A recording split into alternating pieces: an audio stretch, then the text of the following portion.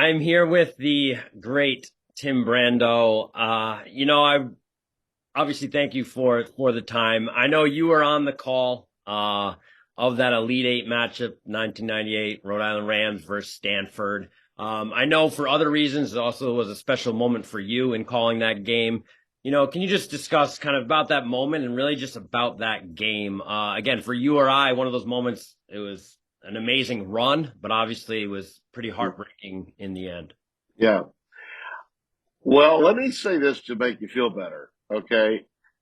You were a Cinderella that didn't get a chance to be a Cinderella because you had to play Valparaiso in the Sweet 16 with the ultimate, 13 seed, uh, the Drew family, with Homer and his son Scott. That was unfortunate for Coach Herrick to have to play that game before you got to the Elite Eight, and because you really were a heck of a Cinderella story in a lot of ways, but because your seeding was better than Valpo's, you were the favored team. You were the team that was expected perhaps to get to that regional final.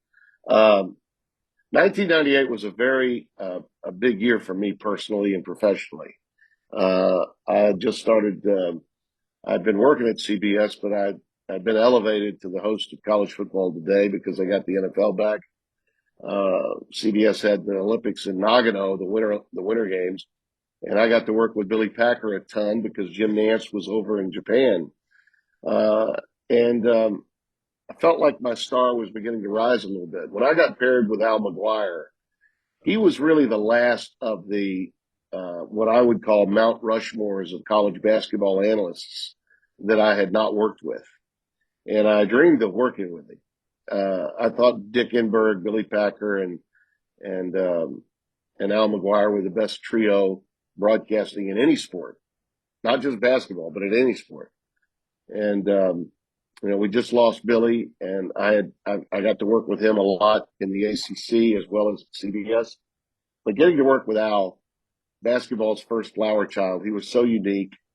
Enberg loved him. I talked to Dick about him, and when I got paired with him, we worked for 3 solid weeks together at the SEC tournament where we did the championship together, and then we did the first 2 rounds of the NCAAs in Lexington, and then it was on to St. Louis uh, for the regional finals, and it was the first time I got to broadcast a regional final and see a team punch a ticket to the Final Four, which was a thrill. It really was.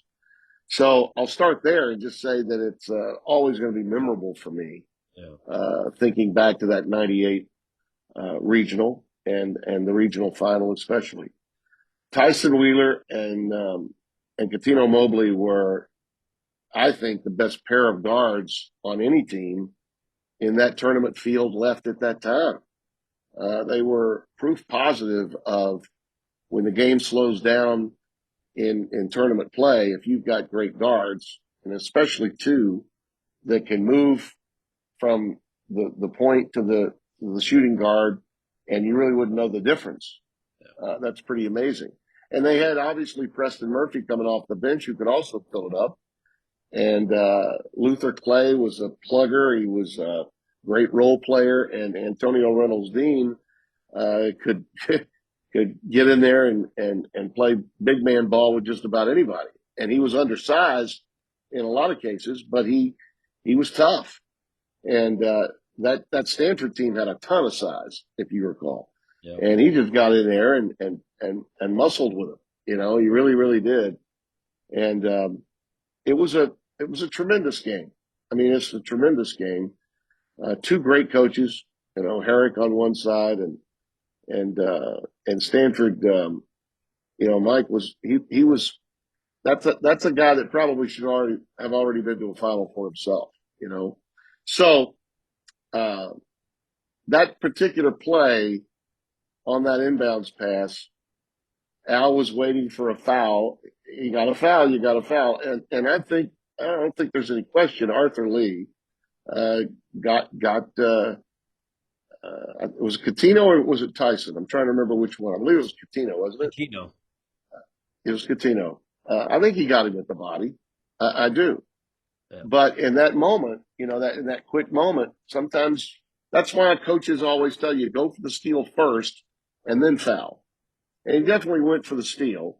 He may have fouled in going for it, but that's what he did, and he got the steal, got the ball to Madsen for the hoop and the harm, and it was just one of those moments, one of those crazy quick flash in a flash Yeah. suddenly.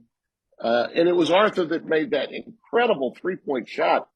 Many coaches would have said, don't take that shot. And he took that shot and gutted out the three, uh, to really close what seemed to be, a pretty good lead with a minute to play.